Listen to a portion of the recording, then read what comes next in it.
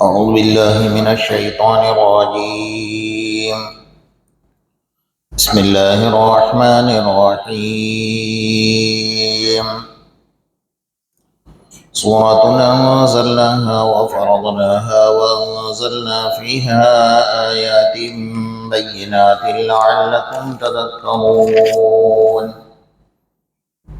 الزانية والزاني فاجلدوا كل واحد منهما 100 جلدة ولا تأخذكم بهما رأفة في دين الله إن كنتم تؤمنون بالله واليوم الآخر وليشهد عذابهما طائفة من المؤمنين. الزاني لا ينكح إلا زانية أو مشركا والزانية لا ينكحها إلا زان أو مشرك وحرم ذلك على المؤمنين. صدق الله المولانا العظيم.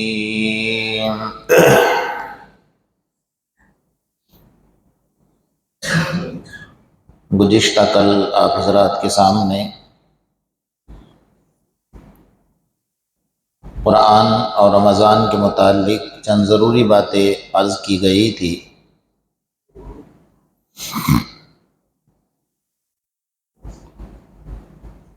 اس سورت کی دوسری آیت ہے الزانیۃ والزانی فاجلدوا کل واحد منہما 100 جلدہ. زنا کرنے والی عورت اور زنا کرنے والا مرد،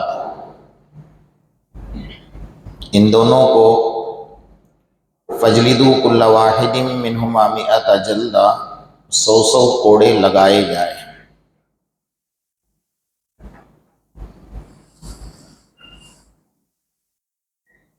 یہ سزا ان لوگوں کے لیے ہے جن کا نکاح نہیں ہوا ہے. اس میں بھی اللہ کی رحمت پوشیدہ ہے، چھپی ہوئی. اور جن کا نکاح ہو چکا ہے اس کے بعد اگر وہ یہ حرکت کرتے ہیں تو ان کو سنگسار کرنا چاہیے،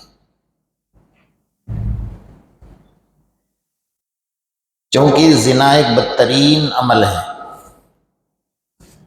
اور جرائم میں سب سے سنگین ترین جرم ہے اللہ کی نظر میں. اس لیے اللہ تعالیٰ نے سب سے پہلے جن جو حدود ہیں اور احتیاطی تدابیر ہیں وہ سارے کے سارے قرآن میں بیان فرمائے، احادیث میں بیان فرمائے. کہیں بھی قرآن میں اور حدیث میں آپ کو یہ نہیں ملے گا کہ اللہ نے یہ فرمایا ہو کہ لا تفعلوا الزنا، کہ زنا مت کرو، یا کہیں حدیث میں یہ لفظ نہیں، بلکہ فرمایا ولا تقربوا الزنا، زنا کے جو اسباب ہیں ان کے قریب بھی مت جاؤ. پہلے سے پابندیاں لگائی، احتیاطی تدابیر کیے.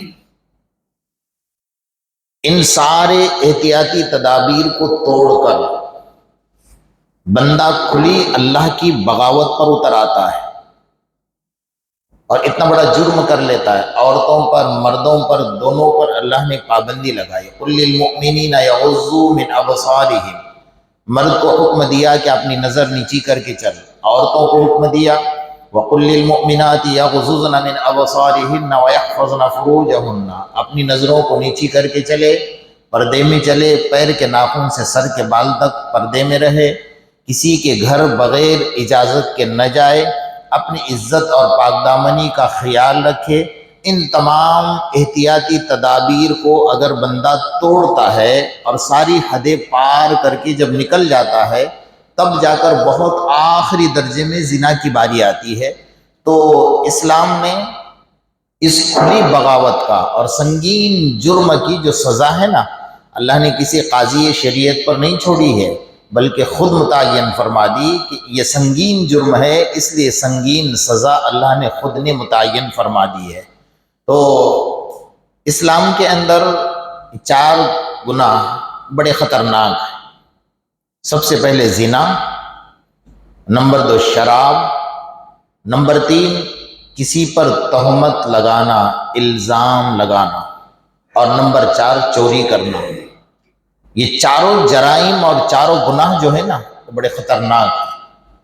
اس سے خاندان تباہ ہوتے ہیں، قبیلے دشمنیاں نکالتے ہیں، اور اولاد در اولاد اور نسل در نسل یہ دشمنیاں چلتی ہیں اور خاندانوں تک چلتی ہیں۔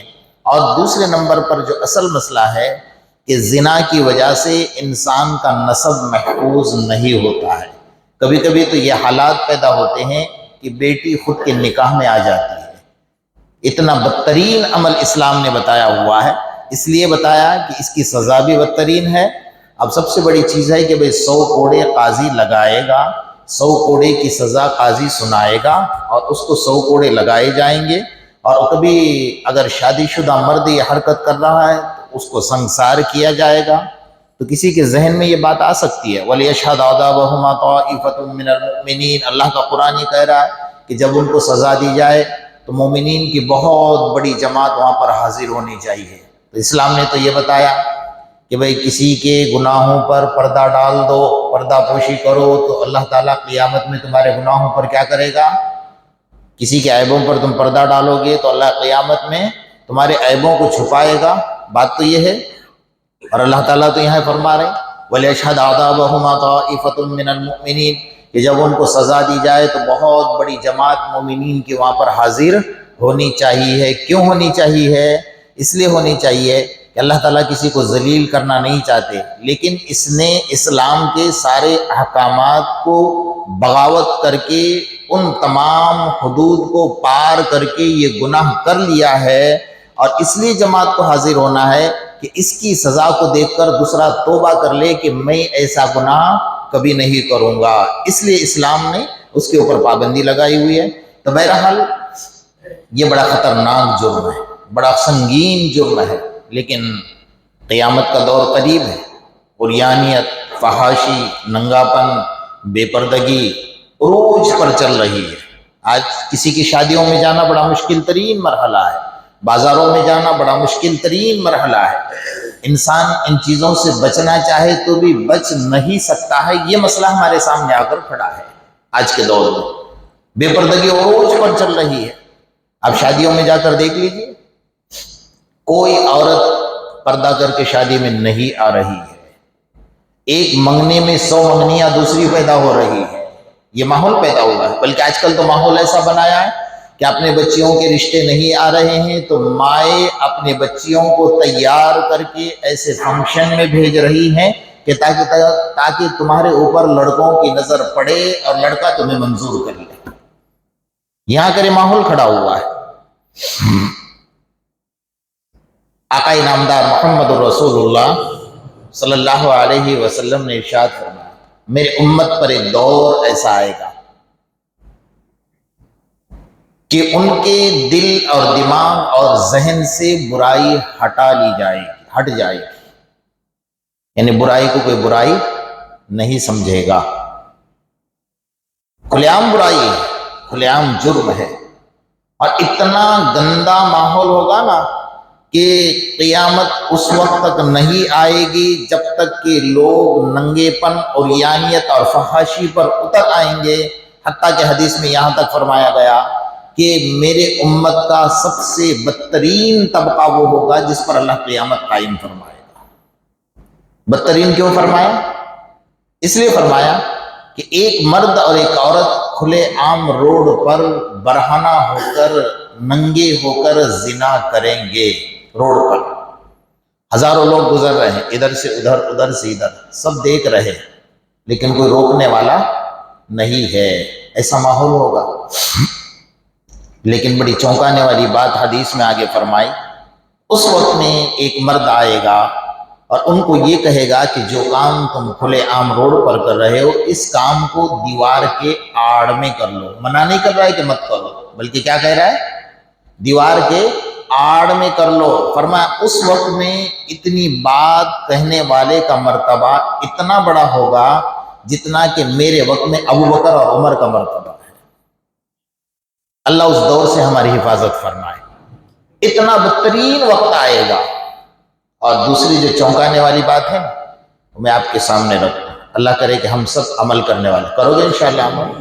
رمضان کا مہینہ ہے، اللہ نے مبارک ایام عطا فرمائے۔ نہ معلوم مجھے اور آپ کو کہ میرے آپ کے زندگی کا آخری رمضان ہے یا آخری دن ہے ہمارے زندگی، کسی کو پتہ نہیں ہے۔ اس لیے ان باتوں پر عمل کرو تاکہ خاندان نسل پاک دامن پیدا ہو۔ میرے آقا محمد رسول اللہ صلی اللہ علیہ وسلم نے ارشاد فرمایا ہے کہ میرے امت کا بہت بڑا طبقہ قیامت کے میدان میں زنا کی حالت میں اللہ کے دربار میں پیش کیا جائے گا۔ اب سوچ لو تھوڑا سا، پولیس والے اگر کسی مجرم کو پکڑ کر لے جاتے ہیں، چاہے اس نے چوری کی، چاہے اس نے مرڈر کیا، چاہے اس نے کوئی بھی گناہ کا ارتکاب کیا، کوئی جرم کیا، کیمرے والے جب سامنے کھڑے رہتے ہیں تو کتنی شرمندگی ہوتی ہے۔ یہ تو دنیا کی شرمندگی ہے نا، تھوڑے سے وقت کی ہے۔ قیامت کے میدان میں جہاں آقا نامدار محمد رسول اللہ صلی اللہ علیہ وسلم کھڑے ہوں گے، 1,24,000 انبیاء کرام، 1,29,000 صحابہ کرام، تمام قطب، تمام ابدال، تمام اولیاء اللہ، صالحین، متقی، شہداء سب کھڑے ہوں گے، اور اس درمیان میں اس کی شرمگاہ اس کے پیشانی پر لگی ہوگی، یہ اس کی پہچان ہوگی کہ یہ ہے زانی، زنا کرنے والا۔ اور سب سے خطرناک سزا کیا ہے؟ گردن یوں جھکانا چاہو گے نا تو جھک نہیں پائے گی، بلکہ یوں کھڑے رہیں گے، یوں کا یوں۔ اچھا، سب سے بڑی تعجب کی بات کیا ہے کہ انہوں نے زنا کیا ہی نہیں ہوگا، تو کیا نعوذ باللہ من ذالک اللہ کی ذات ان پر الزام لگا رہی ہے؟ اللہ انہیں ذلیل کر رہا ہے، رسوا کر رہا ہے؟ لیکن ہم نے تو زنا کیا ہی نہیں۔ ہمارے وکیل، ہمارے قاضی، ہمارے شاہد سب کچھ موجود ہے، میرا تو نکاح ہو چکا تھا۔ لیکن دوسری چونکانے والی بات حدیث میں یہ فرمائی کہ بہت سارے مرد ایسے آئیں گے جنہوں نے اپنے عورتوں سے زنا کیا ہو۔ عورت سے زنا، یہ سیکھنے کی باتیں ہیں، عمل کی باتیں، اس کو کر لو اور دھیان سے غور سے سن لو۔ ایک مرد اپنی عورت کا وظیفہ ادا کر رہا ہے، اس وقت میں جب وہ اپنے عورت کا وظیفہ ادا کر رہا ہے، اس وقت میں اس کا ذہن کسی اور عورت کی طرف جا رہا ہے۔ سمجھ لو یہ بات کو، کان کھول کر سن لو۔ یا عورت کے ذہن میں کسی اور مرد کا خیال ہے۔ اسلام کی نظر میں عورت بھی زانی ہے اور مرد بھی زانی ہے۔ سمجھ گئے آپ؟ تصور، خیال، نیتیں بری ہے۔ اپنی عورت سے پاکیزہ اور پاک دامن جس صحبت کے اوپر اسلام نے اس کو ثواب دیا ہے کہ گناہ سے بچ گیا، اس لیے یہاں ثواب دیا، لیکن وہاں بھی یہ زانی ہے، زنا کر کے نکل گیا، اس کو پتہ ہی نہیں کہ میں نے زنا کیا ہے۔ انٹرنیٹ، فیس بک، واٹس ایپ، انسٹاگرام ہمارے سامنے موجود ہے، اور کئی لوگ پوری رات گندی گندی چیزیں دیکھ کر پوری رات زنا کر رہے ہیں، انہیں پتہ ہی نہیں کہ ہم زنا کر رہے ہیں۔ میدان محشر میں پتہ چلے گا یہ سارے اعضاء، آج تو اللہ نے تھوڑا سا اختیار دیا ہے نا، ہم کو اختیار دیا ہے کہ اعضاء کا استعمال، اجازت دی ہے، اجازت نہیں دی، اختیار دیا ہے، تو اس اختیار کا غلط استعمال ہم کر رہے ہیں، تو یہ اعضاء کل قیامت کے میدان میں اللہ کے سامنے جواب دیں گے۔ پوری رات الہ العالمین، ہاتھ کہیں گے مجھے غلط استعمال کیا، آنکھیں کہیں گے میرا غلط استعمال کیا، کان کہیں گے مجھ سے سنا گیا، غلط استعمال کیا ہے، تو یہ قیامت کے میدان میں زنا کی حالت میں پیش ہوں گے۔ دوسری اور خطرناک بات ہے، نکاح ہوا، نکاح میں آپ نے مہر متعین کر دی۔ قرآن کہتا ہے وَآتُوا النِّسَاءَ صَدُقَاتِهِنَّ نِحْلًا، اللہ کا قرآن کہہ رہا ہے عورتوں کا مہر ادا کرو، مہر دینا واجب ہے۔ کیا ہے مہر دینا؟ بولو نا اپنی زبان سے، واجب ہے۔ رجسٹر میں لکھ کر باقی مت رکھو، مہر ادا کرو۔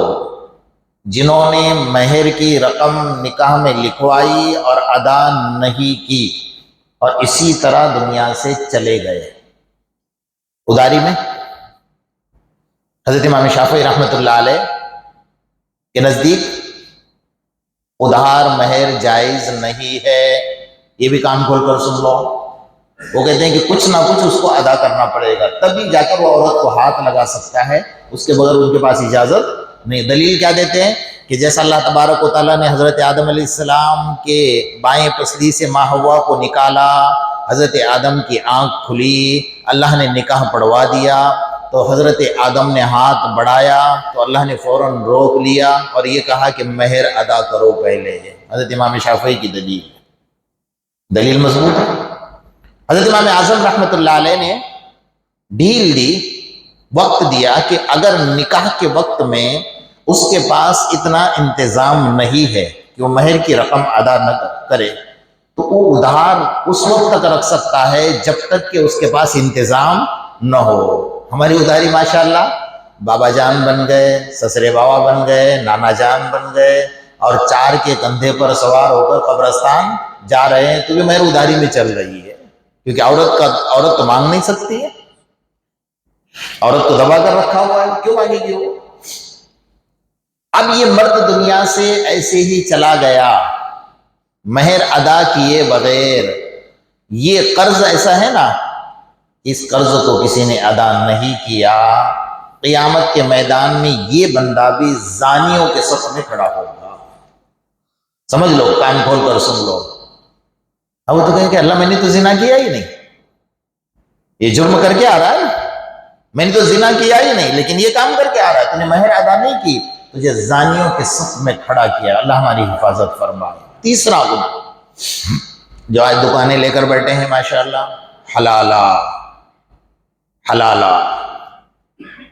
اب کسی کو پوچھے حلالہ کرنے والے کو بھی حلالہ کیا ہوتا ہے تو اس کو خود کو بھی پتا نہیں، کہ خود ہی حلال ہو رہا ہے بیچارہ، اس کو یہ پتا نہیں کہ حلالہ کیا ہوتا ہے۔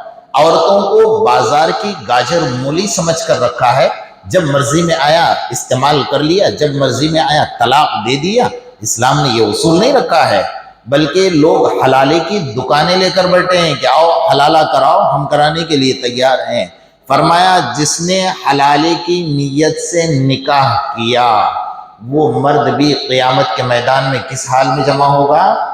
زنا کی حالت میں جمع ہوگا۔ اس لیے کہ میرے آقا محمد رسول اللہ صلی اللہ علیہ وسلم نے حدیث میں ارشاد فرمایا، لعن اللہ الحلل والمحلل علیہ، حلالہ کرنے والا مرد، حلالہ کروانے والی عورت، اور اس میں جتنے لوگ شامل ہیں، وکیل ہے، گواہ ہے، قاضی ہے، اور جنہوں نے اس کی بھلامن کری ہوئی ہے کہ بھئی کر لو نکاح، ہو جائے گی، زندگی سنور جائے گی، سب کے سب اللہ اور اس کے رسول کی لعنت میں پڑے ہوئے ہیں۔ ان پر اللہ اور اس کے رسول کی لعنت برستی ہے جنہوں نے حلالے کی نیت سے نکاح کیا۔ اور حضرت پیران پیر سید عبد القادر جیلانی رحمۃ اللہ علیہ کیا فرماتے ہیں؟ فرماتے ہیں کہ ایک مرتبہ کسی بندے پر اللہ کی لعنت برس جائے نا، اس لعنت کا اثر اس کے 7 خاندان تک چلتا ہے۔ کتنے خاندان تک؟ 7 خاندان۔ ایک مرد گناہ کر رہا ہے، ایک عورت گناہ کر رہی، اور یہ پڑھانا چھوڑ دو، یہ رات میں بند کمرے کے اندر، 4 دیواری کے اندر، رات کے اندھیرے میں جو نکاح کا پڑھانے کے لیے آتے ہیں کہ جی نکاح پڑھا دو، یہ سارے چور ہوتے ہیں۔ چوری کس نے بتائی بھئی آپ کو نکاح کے اندر؟ اسلام نے تو حکم دیا اعلنوا النکاح، اعلان کر کے نکاح کرو، مسجدوں میں نکاح کرو۔ جو نکاح اس کے دل میں چوری ہے نا، اس لیے تو بند کمرے میں نکاح کر رہا ہے، رات کے اندھیرے میں نکاح کر رہا ہے، کسی کو پتہ نہ چلے، راتوں رات نکاح کر لیا، چھوڑ دیا۔ بھئی اسلام میں حلالہ ہے، اس کو پتہ ہی نہیں کہ حلالہ کس کو کہتے ہیں۔ ہم نے یہ سوچا کہ ایک رات میں نکاح کر لیا اور اس کو چھوڑ دیا صبح میں، اور اس کا حلالہ ہو گیا۔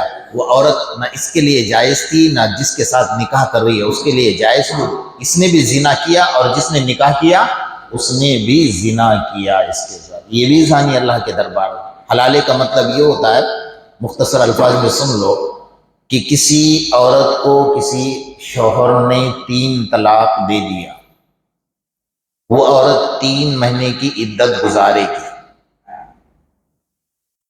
اب دوبارہ اس مرد کے نکاح میں آنا چاہتی ہے جس نے طلاق دیا ہے، اپنے سیٹنگ کرائے بغیر اس عورت کو کسی اور مرد نے اپنے نکاح کا پیغام بھیجا، اس نے اس کے ساتھ نکاح کر لیا، اب وہ خوشی خوشی زندگی گزار رہے تھے بیچارے۔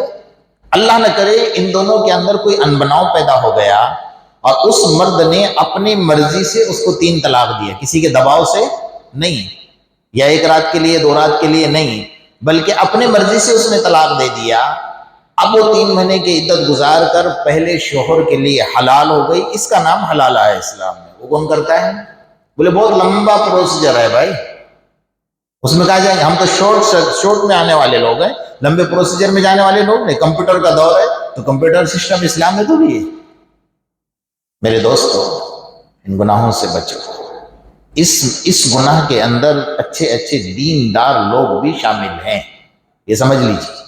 ہمارا معاشرہ جب تباہ ہو رہا ہے نا، ہمارا معاشرہ جب برباد ہو رہا ہے، جہاں ہم نے اللہ کے عذاب کو دعوتیں دی ہیں نا، یہ سارے کام ہم نے اسلام کے خلاف کیے ہیں، اسلام کے ساتھ بغاوت کی ہے اور کھلے عام بغاوت کی ہوئی ہے۔ اس لیے اللہ تبارک و تعالی ہم سے ناراض ہو چکے ہیں۔ اس لیے ان چیزوں سے توبہ کر لیجئے۔ بھلے آپ طلاق، اسلام نے اتنا آسان تو نہیں رکھا ہے کہ آپ اتنے آسانی سے طلاق دے دو اور دوبارہ اس عورت کو اپنے نکاح میں اسی طریقے سے لے کر آ جاؤ۔ طلاق بہت مشکل ترین مرحلہ ہے، اس لیے اسلام نے اس کو بہت آخری درجے میں جا کر رکھا ہوا ہے، لیکن مرد اس کو مانتا نہیں ہے اور عورتیں بھی مانتی نہیں، دونوں طرف سے مسئلے کھڑے ہیں۔ اس لیے معاشرے کو اس گندگی سے پاک اور صاف کرو۔ جو میرے آقا محمد رسول اللہ صلی اللہ علیہ وسلم فرما رہے نا کہ قیامت کے میدان میں زنا کی حالت میں پیش کیے جاؤ گے، اس دن کیا ہوگا؟ ہمیں تو شرمندگی ہوگی کرنے والے، لیکن سب سے بڑی یہ چیز سوچو کہ ہم سب کے آقا محمد رسول اللہ صلی اللہ علیہ وسلم کتنی شرمندگی ہوگی۔ میرے امت کا فرد یہ کر کے آیا ہوا ہے، ایسے کام کر کے آیا ہوا ہے، اللہ کے رسول کو کتنا شرمندہ ہونا پڑے گا۔ صرف اتنا سوچ لو کہ اللہ کے رسول کو ہمارے لیے کتنا شرمندہ ہونا پڑے گا۔ ایک اللہ والے کا واقعہ لکھا ہے کتاب کے اندر، راستے سے جا رہے تھے، نابینا تھے، حج کے لیے جا رہے تھے، بازو میں تھیلی لٹکائی ہوئی تھی، کوئی نوجوان آیا اور اس نے اس تھیلی کو کھینچ لیا، اور کھینچ کر اس نے یہ سوچا کہ اندر اشرفیہ ہوں گے، پیسے ہوں گے، لوٹ لیا۔ تھوڑا دور گیا اور منہ کے بل گرا اور منہ سے خون نکلنے لگا۔ وہ منظر بھی لوگوں نے دیکھا تھا جب یہ تھیلی چھین رہا تھا، اور یہ منظر بھی لوگوں نے دیکھا کہ یہاں تک آیا اور منہ کے بل گر گیا اور خون نکلنے لگا ہے۔ تو لوگوں کو سمجھ میں آیا کہ شاید وہ جو بوڑھا انسان جا رہا ہے نا نابینا، اس کی بد دعا اس کو لگ گئی ہے۔ فوراً لوگ دوڑے اور لگا کہ بھائی مر جائے گا، اس کی حالت ایسی ہو گئی کہ اس کی روح ابھی نکل جائے گی۔ لوگوں نے جا کر سفارش کری کہ اللہ والے، تم تو اللہ والے نظر آتے ہو، کہ تمہاری تھیلی اس نے چھینی اور تھوڑا دور جا کر گر گیا، اس کو معاف کر دو، اس کی زندگی بن جائے گی۔ تو اس بوڑھے نے، نابینا نے کیا جواب دیا؟ کہا میں نے تو اسی وقت اس کو معاف کر دیا تھا، سزا تو اللہ نے دی ہوگی، لیکن میں نے تو اسی وقت معاف کر دیا تھا جب میری تھیلی چھین کر بھاگ گیا تھا۔ تو لوگوں نے پوچھا کہ اسی وقت معاف کرنے کا مطلب ہمارے سمجھ میں نہیں آیا۔ کہا یہ سوچ کر میں نے معاف کیا کہ اگر اس کو میں معاف نہیں کروں گا، اللہ اس کو قیامت کے میدان میں سزا دے گا اور میزان عدل پر آئے گا، تو اس وقت تک میرے آقا محمد رسول اللہ صلی اللہ علیہ وسلم کو میرے لیے انتظار کرنا پڑے گا۔ تو میں نے یہ سوچ کر معاف کیا کہ اللہ کے رسول کو مجھے تکلیف نہیں دینی ہے۔ اللہ اکبر۔ ایسے لوگ بھی ہیں دنیا کے اندر، ایسی سوچ والے بھی۔ اللہ کرے کہ ہماری سوچ بھی ایسی پاکیزہ ہو اور گناہوں سے اللہ پاک ہماری مکمل، اور زنا جیسے بدترین عمل سے اللہ پاک ہم سب کی مکمل حفاظت فرمائے۔